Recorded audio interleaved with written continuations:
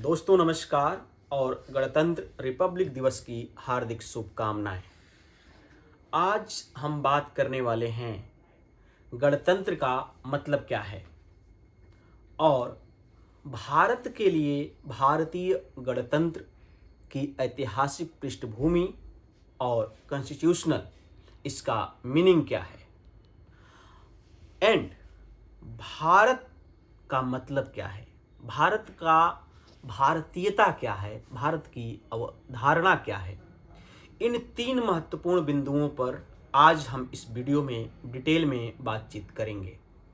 तो चलिए सबसे पहले हम जानते हैं कि भारत जो गणतंत्र है तो गणतंत्र का मीनिंग क्या है।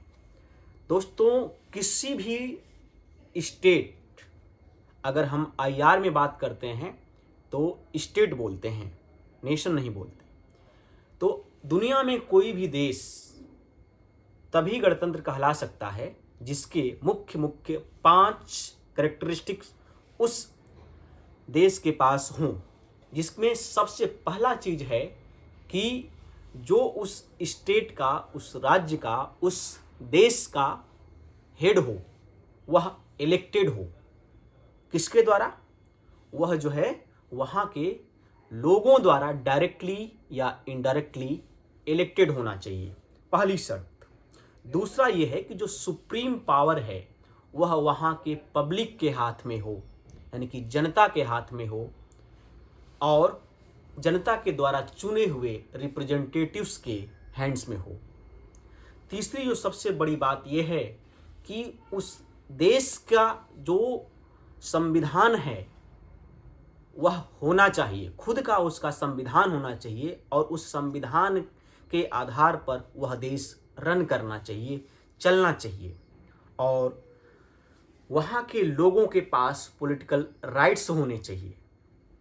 People have political rights, citizen have the political rights to participate in the political process, election process. वो चुनाव लड़ भी सकते हैं, किसी भी पोस्ट पर चुनाव लड़ करके वो जा सकते हैं और चुनाव में वो एज अ वोटर भी भूमिका तो निभाते ही हैं।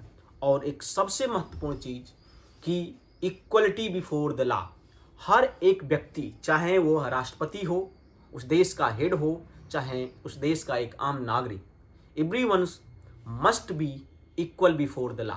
तो ये 5 कैरेक्टरिस्टिक्स हैं जो कि दुनिया में जितने भी गणतंत्र हैं, जितने भी देश हैं, उनको आप समझ सकते हैं कि वह देश गणतंत्र है या नहीं। इसके लिए जो सबसे सुटेबल एग्जाम्पल है, हम इसमें देखते हैं भारत को, इंडिया को। इंडिया में हम देखेंगे कि जो हेड ऑफ द इंडिया है, स्टेट है, वह है प्रेसिडेंट, और जो हेड ऑफ द गवर्नमेंट होता है वह होता है प्रधानमंत्री, प्राइम मिनिस्टर। तो जो यहाँ प्रेसिडेंट हैं वह इलेक्शन के द्वारा, इनडायरेक्ट चूंकि वो इलेक्शन है उनके द्वारा वो चुने जाते हैं। दूसरी बात इसमें जो थी कि यहाँ के जो रिप्रेजेंटेटिव हैं, जो पार्लियामेंट्स में बैठे हुए लोग हैं, यानी कि मेंबर्स ऑफ पार्लियामेंट हैं, वे लोग सरकार को चलाते हैं।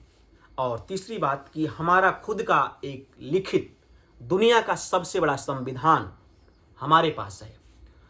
एंड यहाँ सिटीजन के पास कोई भी व्यक्ति इलेक्शन लड़ सकता है और पार्टिसिपेट तो इलेक्शन में सब लोग करते ही हैं। और सबसे महत्वपूर्ण कि हमारे यहाँ, हमारे संविधान में यह लिखित है कि हर एक व्यक्ति इक्वल है संविधान में लिखित कानूनों के, रूल्स रेगुलेशन के सामने। तो ये 5 चीज़ें हमारी जो मातृभूमि है, हमारा जो भारत है, यह फुलफिल करता है। तो इसलिए भारत एक दुनिया का सबसे बड़ा गणराज्य है, यानी कि रिपब्लिक कंट्री है। इसको अलावा हम देखते हैं कि जो यूएसए है वह भी एक रिपब्लिक कंट्री है। वहाँ जो प्रेसिडेंट होता है वही हेड ऑफ द स्टेट और हेड ऑफ द गवर्नमेंट भी होता है, और उसका इलेक्शन वहाँ डायरेक्ट होता है। अब हम देखते हैं कि जो भारत है, भारत के गणतंत्र का क्या मतलब है, भारत की गणतांत्रिक यात्रा कैसी रही। हम जानते हैं बहुत सारे आक्रांता हमारे भारत में आए, जिन्होंने भारत को गुलाम बनाया, बहुत सालों तक शासन किया, लेकिन तमाम चीज़ों के बावजूद, तमाम उतार चढ़ाव के बावजूद भारत की भारतीयता बनी रही। अगर हम भारत का जो हमारा संविधान है इसके बारे में थोड़ी बातचीत करते हैं, तो हम देखते हैं कि जो भारत का संविधान है इसको बनने में टोटल जो समय लगा वह 2 वर्ष 11 माह 18 दिन लगा। और ये जो हमारा भारतीय संविधान है यह 26 नवंबर 1949 को बनकर तैयार हो गया था, और जो कि इसकी ड्राफ्टिंग कमेटी थी। ड्राफ्टिंग कमेटी के जो चेयरमैन थे वो डॉक्टर भीमराव अंबेडकर जी थे। इनके साथ और भी बहुत सारे लोग थे, जिसमें महिलाएं भी शामिल थीं। और यह संविधान हमारा 26 जनवरी 1915 को पूरे देश में लागू हो गया। यानी कि हमारा देश 26 जनवरी 1950 को दुनिया का सबसे बड़ा गणतांत्रिक देश बन गया।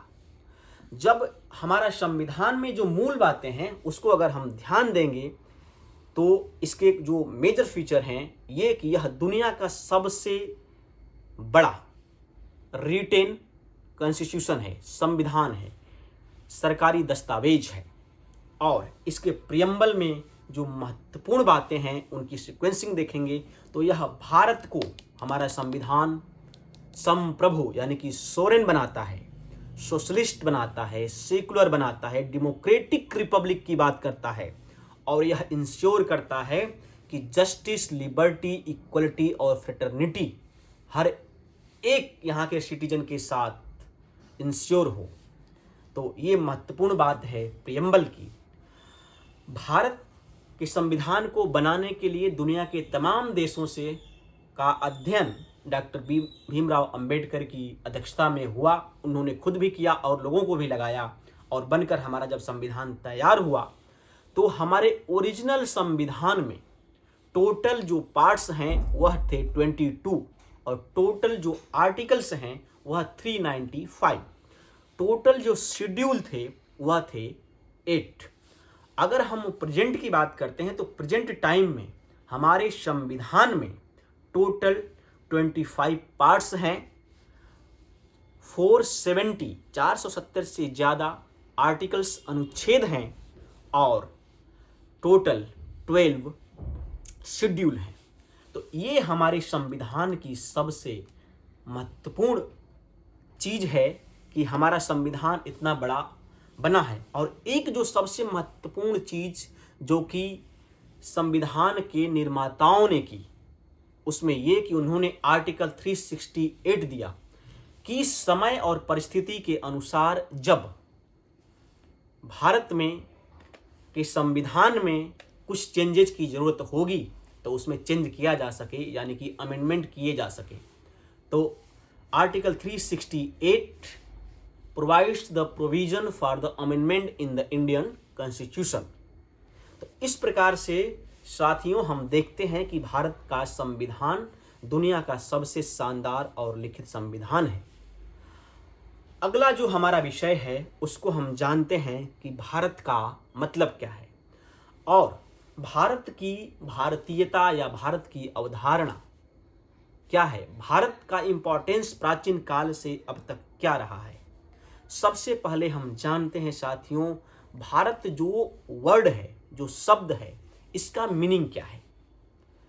भारत का मीनिंग है, भा का मतलब होता है ज्ञान, प्रकाश, नॉलेज, विस्डम। तो अगर हम भारत को देखेंगे तो ये जो भारत का मतलब है उसका मतलब है कि भारत यानी कि ज्ञान, रत का मतलब जिसमें रत रहने वाला, कंटिन्यूअस स्टडी करने वाला, यानी कि ज्ञान में रत रहने वाली भूमि ही भारत है। अगर हम प्राचीन काल से देखेंगे जिसमें वैदिक काल, प्री वैदिक काल, वैदिक काल, पोस्ट वैदिक काल, उसके बाद प्राचीन काल में मौर्य साम्राज्य, गुप्ता साम्राज्य, तमाम साम्राज्य आए जिन्होंने भारत में तमाम तरह की कला, संस्कृति, अध्यात्म, विज्ञान सब चीज़ों को प्रमोट किया। और दुनिया में उसको फैलाया। इसके साथ साथ अगर हम भारत की भारतीयता को समझेंगे तो हम जानेंगे कि धीरे धीरे भारत का जब प्रकाश पूरी दुनिया में फैल रहा था, जिसके कारण भारत को विश्व गुरु कहा जाता था, तमाम तरह के जब आक्रांता आए तो उन्होंने भारत को जब समझना शुरू किया, तब उन्होंने देखा कि यह जो भारत की भूमि है, इतनी समृद्ध इसकी संस्कृति है, यहाँ की सोसाइटी में इतनी ज़्यादा जो है आपस में फ्रेटर्निटी है, भाईचारा है, कि इसको तोड़ पाना बहुत मुश्किल है। चूंकि भारत में ही कुछ स्वार्थी तत्वों के द्वारा भारत को तमाम तरह के ऊंच नीच जाति के नाम पर बांटा गया, उसमें डिस्क्रिमिनेशन किया गया, लेकिन वह कुछ समय तक रहा और उसको भी ठीक करने की पूरी कोशिश की गई। चूंकि वह बाहरी आक्रांताओं या बाहरी शक्तियों के द्वारा वो चीज़ें आई थी और यहाँ के कुछ स्वार्थी लोगों ने वो काम किया था, लेकिन भारत के जो मूल में था वह भारत की भारतीयता थी, यानी कि भारत में जो है कि ज्ञान में रत रहने वाली भूमि, हमेशा मानवता की बात करने वाली भूमि, समानता की बात करने वाली भूमि। अगर हम इस प्रकार से आगे देखते हैं कि अंग्रेज भी आए लास्ट में हमारे ऊपर जो कॉलोनियल शासन ने रूल किया, उसमें अंग्रेजों ने भारत को जब समझा तो उन्होंने देखा कि दुनिया में तो हम लोग जहाँ जहाँ गए वहाँ की सरकार को अपने हाथ में लेने के बाद, यानी कि वहाँ के राजा महाराजा या जैसी भी वहाँ की सिस्टम था उसको अपने कंट्रोल में लेने के बाद वहाँ की सोसाइटी को कंट्रोल कर लिया। लेकिन भारत में आकर के अंग्रेजों का ये जो चाल थी वह सफल नहीं हो रही थी, तो भारत में आकर के उनको सोसाइटी को डी-सोशलाइज करने की मंशा से काम करना पड़ा। उन्होंने डी हिंदुआइज किया सोसाइटी को, फिर उन्होंने डी नेशनलाइज किया। उन्होंने कहा कि भारत कोई संगठित राज्य नहीं है, संगठित देश नहीं है, यह तो स्टेट्स ऑफ जो है यूनियन ऑफ स्टेट्स है, जो कि हमारे भारत के संविधान में भी लिखा हुआ है। वो बात जो है देखने में ठीक लगती है, लेकिन रियल में जो भारत की भारतीयता है उसमें अलग कुछ है ही नहीं। हमारी तमाम संस्कृतियां हैं, तमाम तरह की जो है कलाएं हैं, तमाम तरह के कल्चर्स हैं, लेकिन हम सब एक हैं, हम सब भारतीय हैं। अंग्रेजों ने जो सिंधु नदी थी, सिंधु के पार के लोगों को हिंदू कह दिया और इस प्रकार से हम हिंदू कहलाए। अदरवाइज जो भारत है, भारत में रहने वाले सभी लोग तो सनातनीय थे। भारत में जब भारत के समाज में जब कुछ विघटन हुए तो उसके रिफॉर्म भी हुए। हम देखते हैं कि जो भारत की जो संस्कृति थी, जो धर्म था यहाँ का, उसमें कुछ ट्रेडिशनली कुछ कुरीतियाँ आई, तो यहीं पर जैन धर्म का उदय हुआ, यहीं पर बुद्ध धर्म का उदय हुआ, जिन्होंने उसमें रिफॉर्म किए, और यहीं पर सिख धर्म का भी उदय हुआ। फिर ये धर्म दुनिया में भी गए और दुनिया को मानवता का पाठ पढ़ाया। तमाम तरह से जो ये तीन चीज़ें हुई हैं, desocialise the society, dehinduise the society और डी नेशनलाइज इंडिया, यानी भारत को, यह अंग्रेजों के द्वारा बहुत ही चाल के साथ किया गया था। इस पर हम लोग कभी आगे डिटेल में बातचीत करेंगे कि भारत क्या था और इसको कैसे कैसे तोड़ा गया। इस पर हम लोग कभी डिटेल में वीडियो बनाएंगे और बातचीत करेंगे। अब हम जानते हैं कि भारत रियल में क्या है। दोस्तों, अगर हम भारत को देखेंगे तो जैसा कि हम बात किए कि भारत एक ऐसा शब्द है जिसका अर्थ है ज्ञान, प्रकाश और संस्कृति की भूमि। भारत वास्तव में कोई एक पॉलिटिकल या जियोग्राफिकल केवल आइडेंटिटी नहीं है, यह एक ग्लोबल व्यू ऑफ लाइफ है। भारत का मतलब एक विशेष जीवन दृष्टि है। दुनिया में किसी भी देश की संस्कृति में यह नहीं कहा गया वसुधैव कुटुंबकम, लेकिन यह हमारी भारत की संस्कृति में रहा वसुधैव कुटुंबकम। हमने दुनिया के कल्याण के लिए बात किया। जब हम कल्याण मंत्र कहते हैं तो उसमें हम देखते हैं कि दुनिया चर अचर जो भी जीव जंतु पशु पक्षी हैं, सभी के कल्याण की हम बात करते हैं। तो यह है भारत जो कि केवल एक आइडेंटिटी नहीं, यह एक ग्लोबल व्यू ऑफ लाइफ है, यह एक जीवन दृष्टि है। और रियल में जब हम भारत को समझेंगे, दुनिया को समझेंगे, तो हम देखेंगे कि जब दुनिया में सभ्यता नहीं थी, संस्कृति नहीं थी, ज्ञान नहीं था, तो भारत के ऋषि मनीषियों ने, वैज्ञानिकों ने, विचारकों ने अपने शोध और आध्यात्मिक शक्ति के बल पर दुनिया को देखने की एक जीवन दृष्टि दी। भारत ने बताया कि प्रकृति क्या है, भगवान क्या है, जीवन क्या है, जीवन जीने का असली मतलब क्या है, जीवन मूल्य क्या है, सार्थक जीवन शैली क्या होती है, सफल जीवन किसे कहा जाएगा, ये सब दृष्टि भारत ने ही दी। प्राचीन काल से जब भी हम भारत के इतिहास को पढ़ते हैं तो हम देखेंगे कि सभ्यता, दर्शन, धर्म, विज्ञान, कला का केंद्र रहा है भारत। किंतु कुछ आक्रामक जब शक्तियां आई थीं, स्पेशली ब्रिटिशर्स, तो उसके बाद से भारत को भारत की दृष्टि से न देखकर पश्चिम की दृष्टि से देखने की जब कोशिश हुई, तो बहुत सारे इतिहासकारों ने पश्चिम की दृष्टि को अपनाते हुए भारत को भारतीय दृष्टि से न देखकर जब पश्चिम की दृष्टि से देखना शुरू किया, तो यहाँ की जितनी खूबियाँ थी वह धूमिल होती हुई दिखी। तो यह हमारे इतिहासकारों से भी बहुत बड़ी भूल हुई। और जो वर्तमान के इतिहासकार हैं, जो सरकार है, जिनके हाथ में सत्ता है, उन सबसे मेरी गुजारिश होगी, हम सब भारतीयों की गुजारिश होगी कि भारत को भारत की दृष्टि से देखा जाए, भारत की ज्ञान परंपरा को भारत की दृष्टि से देखा जाए, भारत जो सनातन था वह सनातन की दृष्टि से देखा जाए।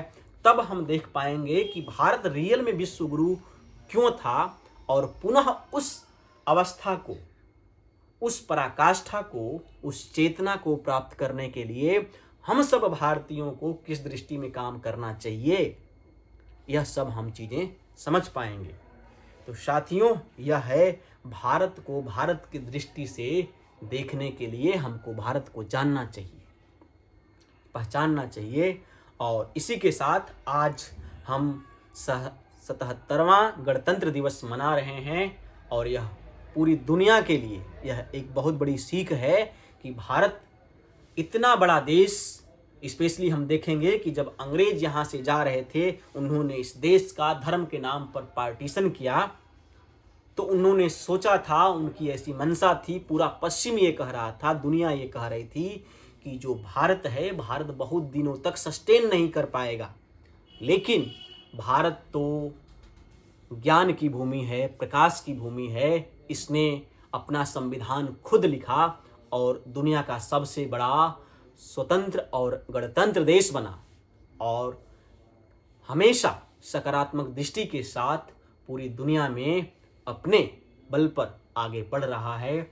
और उम्मीद है कि बहुत सारी चुनौतियों का सामना करते हुए हमारा भारतीय गणतंत्र, भारतीय गणराज्य दिन दोगुना रात चौगुना तरक्की करता हुआ आगे बढ़ेगा। और इसमें सबसे महत्वपूर्ण भूमिका जो प्रोफेसर्स हैं, जो साइंटिस्ट हैं, जो सोशल साइंटिस्ट हैं, जो स्कॉलर्स हैं, जो युवा हैं, इन सब की तो होगी ही, हमारी माताओं, बहनों और बुजुर्गों की भी बहुत महत्वपूर्ण भूमिका होगी। और हम भारत को 100 वर्ष स्वतंत्रता के पूरे होने पर विकसित राष्ट्र के रूप में देखेंगे, और उसका उदय एक पूरी दुनिया में प्रकाश पुंज के तौर पर होगा। ऐसी अपेक्षा के साथ, ऐसी शुभकामनाओं के साथ आप सभी को, पूरे देशवासियों को और पूरी दुनिया वालों को भारतीय गणतंत्र दिवस की हार्दिक शुभकामनाएं।